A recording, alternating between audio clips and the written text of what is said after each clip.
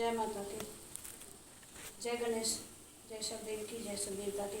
सर्वमंगल मांगल्ये शिवे सर्वा साधके शरण्ये त्र्यंबके गौरी नारायणी नमस्तुते। सर्वमंगल मांगल्ये शिवे सर्वा साधके शरण्ये त्र्यंबके गौरी नारायणी नमस्तुते। देहि सौभाग्यम आरोग्यम देहि मे परम सुखम रूपम देहि जयम देहि यशो देहि दिशो जहि। जय माता की।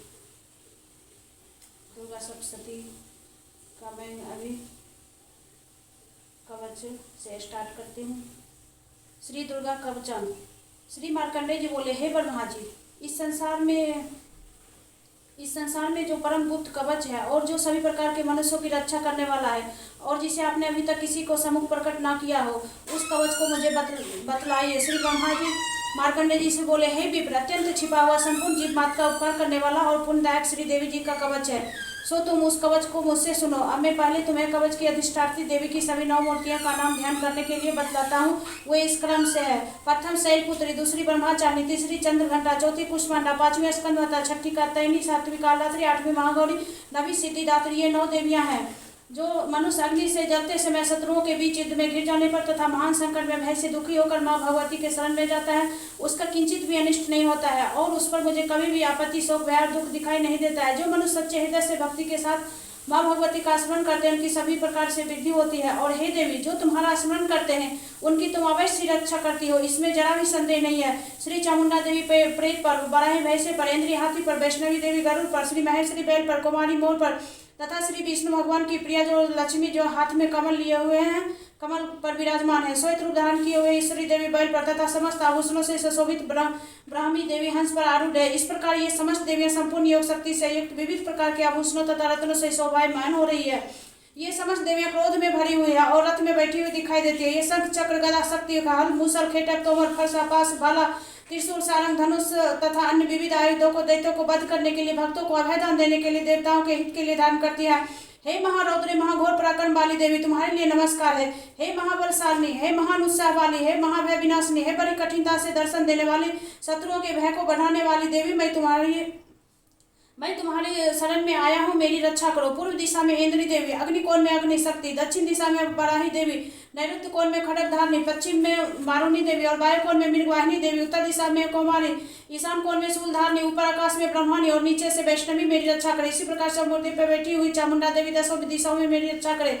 जया देवी आगे की तरफ से, विजया देवी पीछे की ओर से, अजिता देवी बाएं तरफ से, अपरिजता देवी दाहिनी और से, उदोतनी चुटिया की उमा देवी सिर में स्थित हो मेरी रक्षा करे। इसी प्रकार मालाधारी माथे की ऐश्वर्य देवी, दोनों भौवें की त्रिनेत्रा देवी, भौवें के मध्यस्थान की नथनों की यमघंटा देवी, आंखों के मध्य की सांकनी देवी, कानों की द्वारवासिनी देवी, कलका कपोल के कानों के मूल भाग की सांकनी, नस्का की सुगंधा, ऊपर की ओट की चर्चिका देवी, अमृत कला नीचे की ओट की तथा सरस्वती देवी, जीवा की, दांतों की कौमारी, कंठ प्रदेश की चंडिका, चित्रघंटा, गले की तालु की महामाया रक्षा करे। कामाक्षी, टोडी की सर्वमंगला मेरी वाणी की रक्षा करे। भद्रकाली, गर्दन की, धनधारी पीठ की, कंठ की, बारी भाग की, नीलगिरी व नलकुबरी, कंठ की, नली की, खड़कधारी, दोनों कंधों की, भुजाओं के वज्रधारणी रक्षा करे। दंडिनी, दोनों हाथों की, अंबिका, अंगुलियों की, समस्त नखों की, शूलेश्वरी, कोख की, कुलेश्वरी रक्षा करे। महादेवी, दोनों स्तनों की, शोक विनाशिनी, मेरे मन की, लता देवी, हृदय की और शूलधारणी, उधर पेट की रक्षा करे। नाभि कामनी की, गुहास्थान की, गुहेश्वरी, पुतना और कामिका लिंग की, स्त्रियों को योनि का ऐसा पाठ करना चाहिए महेशवाणी, गुदा की, कमर की, भगवती, घुटनों की, विंध्यवासिनी, समस्त कामना को पूर्ण करने वाली महाबली देवी, जांघों की रक्षा करे। घुटियों की, नरसिंह, पैरों की, पृष्ठभाग की, तेजस्वी देवी, पांव की, अंगुलियों की, सिरधरी देवी, तालुओं के, स्थलवासिनी देवी, दृष्टा कला देवी, नखों की, उद्धव केसनी केशों की, केशों की, कोमारी, रोम छिद्रों की, भागेश्वरी, त्वचा की रक्षा करे। भागेश्वरी त्वचा की रक्षा करे। रक्त मंजा, बसा, मांस, अस्थि तथा मेघ की, पार्वती देवी, कालरात्रि देवी, हाथों की और मुकेट सी, पीठ की, पदम कोष की, पदार्थी, सलेस्मा की, चूड़ामणि देवी, ज्वालामुखी देवी, नस, नाल और समस्त संधियों के अभेदा देवी रक्षा करे। श्री ब्रह्मांड मेरी शुक्र वीर की, छत्तीस देवी छाया की, अहंकार मन बुद्धि की, धन धारणी देवी रक्षा करे। प्राणापान, व्यान, उदान और समान वायु की, वज्रहस्ता देवी, कल्याण सोमना देवी मेरे प्राण की रक्षा करे। रस, रूप, गंध, शब्द और स्पर्श की अग्नि देवी तथा सतोगुण, रजोगुण और तमोगुण की नारायणी देवी रक्षा करे। आयु की, बढ़ाई देवी, धन की, वैष्णवी देवी रक्षा करे। चक्नी देवी, यश, कीर्ति, धन तथा विद्या की सदा रक्षा करे। इंद्रान मेरे गोत्र की, चंडिका मेरे पशु की, श्री महालक्ष्मी मेरे पुत्रों की और भैरवी मेरी पत्नी की रक्षा करे। सुप्ता देवी मार्ग की, क्षेमकार देवी मार्ग में आई हुई विपत्तियों से, महालक्ष्मी दरबार में विजया देवी सभी प्रकार से भय से मेरी रक्षा करे। यदि कवच में कोई स्थान शेष रह गया हो तो उस स्थान पर पापों को नष्ट करने वाली जयंती देवी रक्षा करे। अपने कल्याण चाहने वाले मनुष्य को पांव भी नहीं चलना चाहिए, क्योंकि कवच से ही अपनी रक्षा करके वो नित्य जिस जिस स्थान पर जाकर जिस जिस कार्य की इच्छा करता है उस कार्य में वो निश्चय सफलता प्राप्त करता है और पुरुष उस पृथ्वी पर तुल्य आश्चर्य को प्राप्त कर लेता है। जिसने यह कवच धारण कर रखा है वो एकदम निर्भय होकर विजय को प्राप्त करता है और तीनों लोकों में पूजनीय होता है। यह देवी का कवच देवताओं को भी दुर्लभ है। जो मनुष्य श्रद्धापूर्वक पवित्र हो नित्य प्रति तीनों संध्याओं के समय इसका भगवती के पाठ को करता है उसे देवी कला प्राप्त होती है और वह तीनों लोगों में कहीं भी पराजित नहीं होता। अकाल मृत्यु से रहित होकर 100 वर्षों तक जीवित रहता है। उसके लुता विस्फोटक आदि रोग नष्ट हो जाते हैं। स्थावर जखम और कितनी भी साध्यता समस्त अविचारिक प्रयोग यंत्र मंत्र तंत्र आदि जो पृथ्वी पर है भूचर खेचर जलचर प्राणी और उपदेशक साथ में उत्पन्न हुए तथा कुछ में उत्पन्न होने वाले रोग शाकनी डाकने आदि निज देवता इस कवच को धारण करने से नष्ट हो जाते हैं। अंतरिक्ष में गमन करने वाले महाबलशाली डाकनी ग्रह भूत पिचासी यक्ष गंधर्व राक्षस ब्रह्मा राक्षस बेताल कुष्मांडा तथा भैरव आदि कनिष्ठ कारक देवता यदि इस देवी के कवच के धारण कर इस कवच के हृदय में धारण करने वाले पुरुष से को देखते ही भाग जाते। इस कवच को धारण करने से पुरुष की तेज की वृद्धि होती है तथा यश कीर्ति भी बढ़ती है। जो मनुष्य पहले इस कवच का पाठ करके बाद में सप्तशती का पाठ करता है जो मनुष्य पहले इस कवच का पाठ करके बाद में सप्तशती का पाठ करता है उस मनुष्य को संतति पुत्र पौत्र अधिक जब तक यह भूमंडल पर्वत वृक्ष वन को धारण किए हुए तब तक पृथ्वी पर बनी रहती है। देहांत के बाद वह पुरुष उस परम पद को प्राप्त करता है जो देवताओं के लिए भी परम दुर्लभ है और दिव्य स्वरूप को प्राप्त होकर कल्याण में शिव जी के साथ आनंद का भागी होता है। जय माता की। श्री अर्गला स्त्रोतम। मार्कंडेय जी कहते हैं जयंती मंगला काली भद्रकाली कपालिनी दुर्गा क्षमा शिवा धात्री स्वाहा सौदादि मूर्ति में देवी तुम्हें नमस्कार। हे चामुंडे देवी हे प्राणी मात्र को कष्ट करने वाली देवी तुम्हारी जय हो। हे सर्वव्यापिनी देवी तुम्हारी जय हो। हे कालात्री तुम्हें नमस्कार है। मधु और कैटोर को मारने वाले श्री ब्रह्मा जी को वरदान देने वाले तुम्हें नमस्कार है। हे देवी मुझे रूप दो शत्रु को नाश करो। हे महिषासुर को मारने वाली भक्तों को सुख देने वाली तुम्हें नमस्कार है। हे भगवती तुम मुझे सुंदर रूप दो शत्रु को नाश करो। रक्ति दैत्य का बादर चंडमुंड का विनाश करने वाले मुझे रूप दो यश दो शत्रुओं का नाश करो। हे शुभ निशुम को धनुलोचन दैत्यों को मर्दन करने वाले मुझे रूप दो यश दो शत्रुओं को नाश करो। सभी के द्वारा पूजित चरणों वाली देवी हे संपूर्ण सौभाग्य देने वाली मुझे रूप दो यश दो शत्रुओं का नाश करो। चितनिया रूप पर चरित्र वाले समस्त शत्रुओं को विनाश करने वाली देवी मुझे रूप दो यश दो शत्रुओं का नाश करो। हे देवपुनाशक चंडी के भक्ति से सदैव नमस्कार करने वालों को रूप दो यश दो उनके शत्रुओं का नाश करो। हे चंडी के हे रोगनाशनी भक्ति पूर्वक तुम्हारी स्तुति करने वाले भक्तों को रूप दो उनके शत्रुओं को नाश करो। हे चंडी के जो भक्ति पूर्वक तुम्हारी पूजा करती है उन्हें रूप दो यश दो और उनके शत्रुओं को नाश करो। हे देवी मुझे सौभाग्य आरोग्य तथा परम सुख दो रूप दो यश दो शत्रुओं के नाश करो। हे भगवती बैरियों को नष्ट करो बलवान करो रूप दो यश दो शत्रुओं को नाश करो। मेरा कल्याण करो मुझे उत्तम संपत्ति दो तथा रूप दो शत्रुओं को नाश करो। देवताओं और राक्षसों के मुकुट रत्नों से स्पर्श किए हुए चरणों वाली देवी मुझे रूप दो शत्रुओं को नाश करो। हे देवी मुझे तथा अपने भक्तजनों को विद्यावान और लक्ष्मीवान बनाओ तथा रूप दो शत्रुओं को नाश करो। हे प्रचंड दैत्यों को गर्भ को नष्ट करने वाले चंडी के मुझे शरणागत करो। रूप दो यश दो और उनके शत्रुओं को नाश करो। हे चार भुजाओं वाली देवी ब्रह्मा जी द्वारा प्रशंसित परमेश्वर मुझे रूप दो यश दो और शत्रुओं को नाश करो। सदैव भगवान विष्णु द्वारा स्तुति की गई अंबिके मुझे रूप दो यश दो और शत्रुओं को नाश करो। हिमालय सुता पार्वती के पति भगवान शंकर से पूजित परमेश्वर मुझे रूप दो यश दो और शत्रुओं को नाश करो। सचिपति इंद्र के द्वारा सद्भाव से पूजित परमेश्वर मुझे रूप दो यश दो शत्रुओं को नाश करो। प्रचंड भुज दंडों वाले दुष्टों को दर्प को नष्ट करने वाले देवी मुझे रूप दो यश दो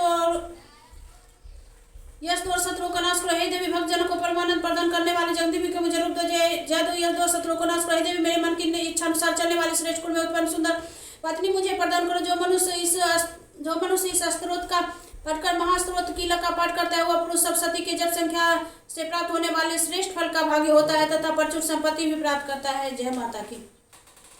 श्री कीलक स्तोत्रम। महर्षि मार्कंडेय जी कहते हैं चंद्रधारी तीन दिव्य नेत्र वाले निर्मल ज्ञान रूपी शरीर वाले कल्याण प्राप्ति के हेतु बेहतरी स्वरूप शंकर जी को मैं नमस्कार करता हूँ। मंत्रों के सापुत कीलक आदि सबको समझकर निरंतर जप करने वाले सप्तशती के पाठ के बिना भी कल्याण का भागी होता है। केवल सप्तशती का पाठ हो जप करने वाले पुरुष को भी उच्चाटन आदि वस्तुएं सिद्ध हो जाती है और स्तोत्र मात्र से स्तुति करने से भगवती सिद्ध हो जाती है। उसे अपने कार्यों की सिद्धि के लिए किसी मंत्र औषधि या अन्य साधन की प्रयोग की आवश्यकता नहीं रहती है। इसी से उसके उच्चाटन आदि कर्म और सभी अभिष्ट वस्तुएं सिद्ध हो जाती है। अन्य मंत्रों की उपासना और केवल सप्तशती की उपासना में कौन सा साधन श्रेष्ठ है? जब दोनों से समान रूप से कार्य सिद्ध होते हैं। लोगों को इस शंका को सामने रखकर श्री शंकर जी ने कहा कि यह सब सती स्त्रोत ही सर्वश्रेष्ठ है। फिर उन्होंने चंडिका देवी के इस स्त्रोत को गुप्त कर दिया। इस स्त्रोत को पाठ करने से अच्छा पुण्य फल प्राप्त होती है। इसलिए जो पुरुष कृष्ण पक्ष की चतुर्दशी या अष्टमी को भगवती की सेवा में सर्वस्व समर्पित कर देता है और फिर उसे प्रसाद के रूप में ग्रहण करता है उसी से देवी प्रसन्न होती है, अन्यथा नहीं। इस प्रकार श्री शंकर जी ने इस स्त्रोत को किलित कर दिया। इसलिए इसका निष्क्रियण करके जो व्यक्ति इसे नित्य जपता है वह सिद्ध गण या गंधर्व होता है। उस व्यक्ति को ना तो कहीं घूमने में भय होता है और ना ही उसकी अकाल मृत्यु होती है तथा मृत्यु के पश्चात वह मोक्ष को प्राप्त करता है। इसकी पूर्ण विधि को समझकर ही इसे प्रारंभ करें। बिना समझे पाठ करने से विनाश होता है। किसी विद्वान से स्त्रोत को संपूर्ण विधि को जानकर इसका पाठ प्रारंभ करें। स्त्रियों में जो सभाग आदि दिखाई देते हैं वे सब देवी की कृपा प्रसाद से ही आता है। इस स्त्रोत को सदा जप करना चाहिए। जो पुरुष इस स्त्रोत को धीरे धीरे पाठ करता है उन्हें अल्प फल तथा जो उत्साह पूर्वक उच्च स्वर से इसका पाठ करते हैं उन्हें पूर्ण फल की प्राप्ति होती है। इसलिए इसका पाठ उत्साह से उच्च स्वर में प्रारंभ करना चाहिए, जिसके प्रसाद से ईश्वर सौभाग्य आरोग्य संपदा शत्रुनाश तथा उत्तम मोक्ष प्राप्त होता है। ऐसी देवी की स्तुति अवश्य करनी चाहिए। जय माता दी। 5वां अध्याय देवताओं द्वारा देवी की स्तुति तथा शुभ निशुभ का दूत भेजना। महर्षि मेघा ने कहा, पूर्व काल में शुभ और निशुभ नामक असुरों ने अपने बल के घमंड में आकर इंद्र का तीनों लोकों का राज और यज्ञों के भाग छीन लिए और वे दोनों इसी प्रकार सूर्य चंद्रमा कुबेर धर्मराज और वरुण के अधिकार में छीनकर स्वयं उनका उपयोग करने लगे। वायु और अग्नि के कार्य भी वे ही करने लगे और इसके पश्चात उन्होंने सभी देवताओं को उनके स्थानों से निकाल दिया। इस तरह से अधिकार छीने हुए तथा दैत्यों द्वारा निकाले हुए देवता अपराजिता देवी का स्मरण करने लगे कि देवी ने हमको वर दिया था कि मैं तुम्हारी संपूर्ण विपत्तियों को नष्ट करके रक्षा करूंगी। ऐसा विचार कर सभी देवता हिमालय पर गए और भगवती विष्णु माया की स्तुति करने लगे। देवताओं ने कहा, देवी को नमस्कार है, शिवा को नमस्कार है, प्रकृति और भद्रा को नमस्कार है। हम रौद्रा नित्य और गौरी को नमस्कार करते हैं। ज्योत्सनामयी चंद्र रूपिणी और सुख स्वरूपा देवी का सतत प्रणाम है। शरणागतों को कल्याण करने वाली वृद्धि और सिद्धि रूपा देवी को हम बार बार नमस्कार करते हैं और नैऋत्य राजाओं की लक्ष्मी तथा सर्वाणी को नमस्कार है। दुर्गा दुर्गम स्थलों को पार करने वाली दुर्गपाला सारा सौम तथा अत्यंत रौद्र रूपा देवी को हम नमस्कार करते हैं। जगत की आधारभूता कीर्ति देवी को बार बार नमस्कार है। जिस देवी को प्राणी मात्र विष्णु माया कहते हैं उसको नमस्कार है, उसको नमस्कार है, उसको नमस्कार है। जो देवी समस्त प्राणियों में चेतना कहलाती है उसको नमस्कार है, उसको नमस्कार है, उसको नमस्कार है। जो देवी समस्त प्राणियों में बुद्धि रूप में स्थित है उसको नमस्कार है, उसको नमस्कार है, उसको नमस्कार है। जो देवी सभी प्राणियों में निद्रा रूप में स्थित है उसको नमस्कार है, उसको नमस्कार है, उसको नमस्कार है। जो देवी समस्त प्राणियों में क्षुधा रूप में स्थित है उसको नमस्कार है, उसको नमस्कार है, उसको नमस्कार। जो देवी समस्त प्राणियों में छाया रूप में स्थित है उसको नमस्कार है, उसको नमस्कार है, उसको नमस्कार है। जो देवी समस्त प्राणियों में शक्ति रूप से स्थित है उसको नमस्कार है, उसको नमस्कार है, उसको नमस्कार है। जो देवी समस्त प्राणियों में तृष्णा रूप में स्थित है उसको नमस्कार है, उसको नमस्कार है, उसको नमस्कार है। जो देवी समस्त प्राणियों में क्षमा रूप में स्थित है उसको नमस्कार है, उसको नमस्कार है, उसको नमस्कार है, उसको नमस्कार है। जो देवी सभी प्राणियों में जाति रूप में स्थित है उसको नमस्कार है, उसको नमस्कार है, उसको नमस्कार है। जो देवी समस्त प्राणियों में लज्जा रूप से स्थित है उसको नमस्कार है, उसको नमस्कार है, उसको नमस्कार। जो देवी सभी प्राणियों में शांति रूप में स्थित है उसको नमस्कार है, उसको नमस्कार है, उसको नमस्कार। जो देवी समस्त प्राणियों में श्रद्धा रूप में स्थित है उसको नमस्कार है, उसको नमस्कार है, उसको नमस्कार। जो देवी समस्त प्राणियों में कांति रूप से स्थित है उसको नमस्कार है, उसको नमस्कार है, उसको नमस्कार। जो देवी समस्त प्राणियों में लक्ष्मी रूप से स्थित है उसको नमस्कार है, उसको नमस्कार है, उसको नमस्कार। जो देवी सभी प्राणियों में वृत्ति रूप से स्थित है उसको नमस्कार है, उसको नमस्कार है, उसको नमस्कार। जो देवी सभी प्राणियों में स्मृति रूप में स्थित है उसको नमस्कार है, उसको नमस्कार है, उसको नमस्कार। जो देवी समस्त प्राणियों में दया रूप से स्थित है उसको नमस्कार है, उसको नमस्कार, उसको नमस्कार। जो देवी समस्त प्राणियों में तुष्टि रूप से स्थित है उसको नमस्कार है, उसको नमस्कार है, उसको नमस्कार।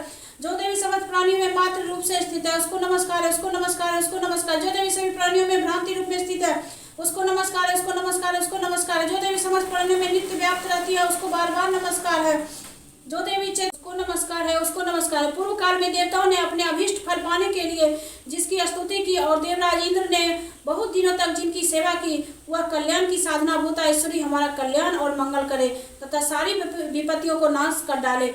दैत्यों के सताए हुए हम समस्त देवता उस परमेश्वरी को इस समय नमस्कार करते हैं तथा जो भक्ति पूर्वक स्मरण किए जाने पर तुरंत ही सारी विपत्तियों को नाश कर देती है। वह जगदम्बा इस समय भी हमारे संकटों को दूर करे। महर्षि मेघा ने कहा, हे राजन, इस प्रकार जब देवता स्तुति कर रहे थे तो उसी समय पार्वती देवी गंगा में स्नान करने के लिए आई। उन सुंदर भौहों वाली देवी ने देवताओं से पूछा कि आप यहाँ किसकी स्तुति कर रहे हो। तब उनके शरीर से प्रकट होकर शिवा देवी बोली, शुभ दैत्य के द्वारा स्वर्ग से निकाले हुए और निशुभ से हारे हुए ये देवता मेरी ही स्तुति कर रहे हैं।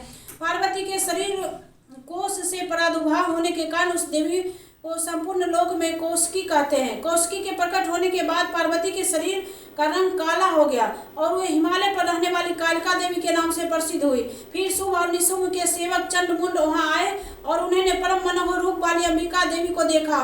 फिर वे शुभ के पास जाकर बोले, महाराज, एक अत्यंत मनोहर स्त्री है जो अपनी दिव्य कांति से हिमालय को प्रकाशित कर रही है। वैसा रंग रूप आज तक हमने किसी स्त्री में नहीं देखा। हे असुरेश, आप यह पता लगाए कि वह कौन है और उसे ग्रहण कर ले। वह स्त्रियों में रत्न है। वह अपने अंगों की प्रभा से 10 दिशाओं को प्रकाशित करती हुई वहां स्थित है, इसलिए आप उसे देख ले। हे प्रभु, तीनों लोगों की हाथी, घोड़े और मणि इत्यादि जितने भी रत्न हैं वे सब इस समय आपके घर में शोभामान है। हाथियों में रत्न रूप ऐरावत हाथी, यह परिजात वृक्ष और उच्च सर्वा घोड़ा तो आप इंद्र से ले लिए हैं। हंसों द्वारा जुता हुआ विमान जो ब्रह्मा जी के पास था वह भी अब आपके पास है। और यह महापद्म नामक खजाना आपके कुबेर से छीना है। समुद्र ने आपको सदा खिले रहने वाले फूलों की लकिनी नामक माला दी है। वरुण का सुवर्ण की वर्षा करने वाला छत्र आपके पास है। रथों में श्रेष्ठ प्रजापति का रथ भी आपके पास है। दैत्येश्वर मृत्यु से उत्क्रंदिता नामक शक्ति भी आपने छीन ली है। और वरुण का पास तथा समुद्र में पाए जाने वाले सभी प्रकार के रत्न भी आपके भ्राता निशुम्भ के अधिकार में है, जो अग्नि में न जल सके। ऐसे 2 वस्त्र भी अग्निदेव ने आपको दिए हैं। हे दैत्येंद्र, इस प्रकार सारी रत्न रूपी वस्तुएं आप संग्रह कर चुके हैं, तो फिर स्त्रियों में रत्न रूप यह कल्याणकारी अनुपम स्त्री आप क्यों नहीं ग्रहण करते? महर्षि मेघा बोले, चंडमुंड का यह वचन सुनकर शुभ ने महादेव सुग्रीव को दूत बनाकर देवी के पास भेजा और कहा कि तुम मेरी आज्ञा से वहां जाकर ये बातें कहना और ऐसा उपाय करना जिससे वह प्रसन्न होकर तुरंत मेरे पास चली आए। वह दूत पर्वत के उस रमणीय भाग में पहुंचा जहां देवी रहती थी। दूत ने मधुर वाणी में कहा, हे देवी, असुराज शुभ जो इस समय तीनों लोगों का स्वामी है, मैं उसका दूत हूँ और यहाँ तुम्हारे पास आए हूँ। सभी देवता उसकी आज्ञा एक स्वर से मानते हैं। अब उसने जो संदेश भेजा है वह सुनो। उसने कहा है, इस समय संपूर्ण त्रिलोक मेरे अधिकार में है और सारे जगहों के भाग को पृथक पृथक मैं ही लेता हूँ। और तीनों लोकों में जितने श्रेष्ठ रत्न है वे सब मेरे पास है। देवराज इंद्र का वाहन ऐरावत मैंने उससे छीन लिया है। उच्च सर्वा घोड़ा जो क्षीर सागर के मंथन से प्रकट हुआ था उसे देवताओं ने मुझे समर्पित किया है। हे सुंदरी, इनके अतिरिक्त और भी जो रत्न भूषण आदि पदार्थ देवताओं, गंधर्वों और नागों के पास थे वे सब मेरे पास है। हे देवी, मैं तुम्हें संसार की स्त्रियों में रत्न मानता, तुम मेरे पास आ जाओ, क्योंकि रत्नों का उपभोग करने वाला मैं ही हूँ। हे चंचल कटाक्षों वाली सुंदरी, तुम मेरी या मेरे पराक्रमी भाई निशुम्भ की सेवा में आ जाओ। मेरा वरण करने से तुम्हें अतुल महान ऐश्वर्य प्राप्त होगा। तुम अपनी बुद्धि से यह विचार कर मेरी पत्नी बनो। महर्षि मेघा ने कहा, दूत के ऐसा करने पर संपूर्ण जगत का कल्याण करने वाली भगवती दुर्गा मन ही मन गंभीर भाव से मुस्कुराई और इस प्रकार बोली, हे दूत, तुमने जो कुछ कहा वह सत्य है और इसमें तनिक भी झूठ नहीं है। शुभ इस समय तीनों लोगों का स्वामी है और निशुम्भ भी उसी की तरह पराक्रमी है, किंतु इस संबंध में मैं जो प्रतिज्ञा कर चुकी हूँ उसे मैं कैसे झुठला दूँ? मैंने अपनी अल्प बुद्धि के कारण पहले से ही प्रतिज्ञा कर रखी है। उसे सुनो, जो मुझे युद्ध में जीत लेगा, मेरे अभिमान को खंडित करेगा और मेरे समान बलशाली होगा, वही मेरा स्वामी होगा। इसलिए शुभ अथवा निशुम्भ स्वयं यहाँ पधारे और मुझे जीत कर शीघ्र ही मुझसे विवाह कर ले। इसमें देरी की क्या आवश्यकता है? दूत ने कहा, हे देवी, तुम अभिमान में भरी हुई हो, मेरे सामने तुम ऐसी बात ना करो। इस त्रिलोक में ऐसा कौन है जो शुभ और निशुम्भ के सामने ठहर सके? हे देवी, जब अन्य दैत्यों के सामने भी सारे देवता युद्ध में ठहर नहीं सकते, तो फिर तुम जैसे स्त्री उनके सामने रणभूमि में कैसे ठहर सकेगी? जिन शुभ आदि असुरों के सामने इंद्र आदि देवता खड़े नहीं हो सके, तुम अकेली स्त्री उनके सामने कैसे जाओगी? अतः तुम मेरा कहना मानकर उनके पास चली जाओ। नहीं, जब वे तुम्हें केस पकड़कर घसीटते हुए ले जाएंगे तो तुम्हारा गौरव नष्ट हो जाएगा। देवी ने कहा, जो कुछ तुमने कहा सो ठीक है। शुभ और निशुम्भ बड़े बलवान है, लेकिन मैं क्या कर सकती, क्योंकि मैं बिना विचारे प्रतिज्ञा कर चुकी हूँ। इसलिए तुम जाओ और मैंने जो कुछ कहा वह सब आदरपूर्वक दैत्यराज से कह दो, फिर जो वह उचित समझे करे। जय माता की। 6वां अध्याय, धूम्रलोचन वध। महर्षि मेघा ने कहा, देवी की आवाज सुनकर दूत क्रोध में भरा हुआ दैत्यराज के पास पहुंचा और सारा वृत्तांत कह सुनाया। दूत दूत की बात सुन दैत्यराज क्रोधित हो गया और उसने अपने सेनापति धूम्रलोचन से कहा, धूम्रलोचन, तुम अपनी सेना सहित शीघ्र वहां जाओ और उस दुष्टा के केसों को पकड़कर घसीटते हुए उसे बलपूर्वक यहाँ ले आओ। यदि उसकी रक्षा के लिए कोई दूसरा खड़ा हो, चाहे वह देवता, यक्ष या गंधर्व ही क्यों ना हो, उसे तुम अवश्य मार डालना। महर्षि मेघा ने कहा, शुभ के इस प्रकार आज्ञा देने पर धूम्रलोचन 60,000 राक्षसों की सेना लेकर वहां पहुंचा और देवी को देखकर ललकार कर कहने लगा, अरे तू अभी शुभ निशुंभ के पास चल। यदि तू प्रसन्नता पूर्वक मेरे साथ नहीं चलेगी तो मैं तेरे केसों को पकड़कर तुझे घसीटता हुआ ले चलूंगा। देवी बोली, दैत्यराज का भेजा हुआ तेरा जैसा बलवान आदि मुझे बलपूर्वक ले जाएगा तो मैं तेरा कर ही क्या सकती हूँ। महर्षि मेघा ने कहा, देवी के ऐसा कहने पर धूम्रलोचन उनकी ओर लपका, किंतु देवी ने उसे अपने हुंकार से ही भस्म कर डाला। यह देखकर असुर सेना क्रुद्ध होकर देवी की ओर बढ़ी, परंतु अंबिका ने उन पर तीखे बाण शक्ति और फर से बरसाने आरंभ कर दिए। इतने में देवी का वाहन सिंह भी अपनी गर्दन के बालों को हिलाता हुआ और बड़ी भारी गर्जना करता हुआ असुर सेना में कूद पड़ा। उसने कुछ असुरों को अपने पंजों से, कुछ अन्य को अपने जबड़ों से और कितनों को ही डाढ़ों से घायल कर मार दिया।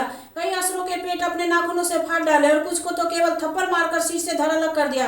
कितने ही असुरों को भुजाएं और सिर तोड़ डाले और गर्दन के पास हिलाते हुए उसने कई असुरों को पेट फाड़कर उनका रक्त पी डाला। इस प्रकार देवी के महाबली सिंह ने क्षण भर में असुर सेना को समाप्त कर डाला। शुभ ने जब यह सुना कि देवी ने धूम्रलोचन को मार दिया है और उसके सिंह ने सारी सेना को संहार कर दिया, तब उसे बड़ा क्रोध आया। मारे क्रोध के उसके ओंठ फड़कने लगे और उसने चंड तथा मुंड नामक असुरों की आज्ञा दी, हे चंड, हे मुंड, तुम एक बड़ी सेना साथ लेकर वहां जाओ और उस देवी को बाल पकड़कर या उसे बांधकर शीघ्र यहाँ ले आओ। यदि उसे यहाँ लाने में किसी प्रकार का संदेह हो तो सेना सहित लड़ते हुए उसे मार डालना, और जब वह दुष्टा और उसका सिंह दोनों मारे जावे तब भी उसको बांध कर यहाँ ले आना। जय माता की। अथ श्री दुर्गा चलिसा। नमो नमः दुर्गे सुकन्नी, नमो नमः दुखन्नी निरंकारी ज्योतिमती लोकवली जल सशिला मुख महाविशाला नेत्रलाल विकृति विकराल अनुमत को अधिक सोया दरस करे जनती सुपाल तुम शक्ति लेकिन न पालने तो अंधन दिन पूर्ण जग पाल तुम यादि सुंदर बला पर कर सकना सनार तुम गौरी श्री शंकर पैर शिव योगी तुमने गुण गावे ब्रह्मा विष्णु में निधय रूप सरस्वती को तुम दे धरा दे सुबह ऋषि मुनि नो बाराधर रूप नृसिंह कर पे फार के खबर अच्छा कर प्रहलाद बच्चा हिन कस को सरपट लक्ष्मी उद्धर जग मैं श्री नारायण छवय क्षीर सिंह मकर करत विलासा दया सिंह दीजे मना साहिंग में तुम भवानी महिमा मित्र जय बखानी मातंगी धूमावती माता भूमदेव श्री बंगला सुदाता श्री भरत तारा जगता निछिन भार भव दुख निवाने के रिवान सो भवानी लंगोर चलता मेरे घर में खबर खटर विराजा को देखकर डर भय सो अस्त्र और त्रिशूला जाते उठे सतुर शिला नगर कोट में तुम्हें विराज तीन लोग में डका सोमनी सुल्तान तुम्हारे रक्त संखन संकार में ऐसा सुरदेव मन जय द्वार मैं कुला निरूप काले को धारा सिने से तो तुम्हें सार परिवार से पर जब भाई साहे मातु तुम तब तो अमर प्रिय वास लोकते महिमा सब रेसो का जोला में है जो तुम्हारे तुम्हें सदा पूजन नन प्रेम भक्ति से जो जस का दुख दंड निकटने में ध्यान तो जो नर्मल जन्मता को छुजा जो सुन का पुकार जो ने शक्ति तुम्हारे शंकराचार्य तब किनो काम करो जी सब लेना निस्ति जहाँ धर शंकर को कहा कालने शुरुआत तुमको शक्ति रूप को मरम न पाए गई शक्ति तब मन पछताए सरना करती हो कृत पखन जय जय जय जगदम भवानी भय प्रसन्न आदि जदवा दे शक्ति किन में लमा मको मत कष्ट तेरो तुम इनको नरे दुख में आशा तृष्ण निपरसता रिपु मोहित डर पावे शत्रुनाश की जमाना सुरे चित्त में मन कर कृपा माय दलाल देसी दे दे करुण्याला जो लगे जियो दे फल पाओ तुम जैसे सदा सुनो दुर्गा चलसा जो नरावे सब सुख भोग पद पावे देवीदास शरण जाने कर कृपा जगदम भवानी। जय माता की।